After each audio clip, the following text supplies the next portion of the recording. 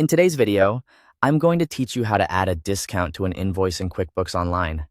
If you want to offer a customer a special price reduction and make sure it appears correctly on their invoice, QuickBooks Online makes that process simple.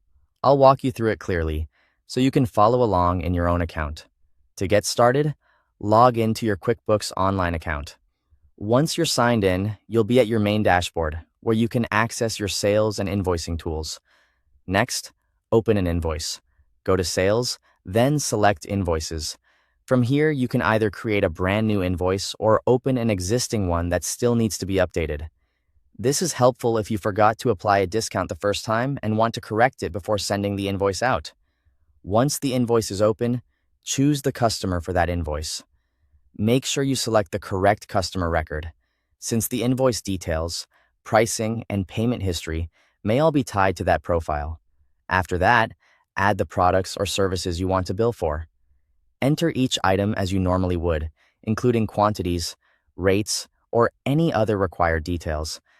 It's a good idea to review these line items before applying the discount, so the discount is based on the correct subtotal. Now, scroll down to the Invoice Totals area. This is where QuickBooks shows the subtotal, tax if applicable, and the final amount due. In this section, you'll find the discount option. When you locate it, choose the discount type you want to use. QuickBooks Online lets you select either a discount percent or a discount amount. A percentage discount is useful when you want to reduce the invoice by a certain rate, like 10%. A fixed discount amount works better when you want to subtract a specific dollar value instead. Once you've chosen the type, enter the discount. Type in either the percentage or the fixed amount, depending on the option you selected. Be careful to enter the correct value, since even a small mistake can change the final total. After entering the discount, review the updated total. QuickBooks will automatically recalculate the invoice so you can confirm that the customer is being charged the correct amount. Take a moment here to double-check everything before saving.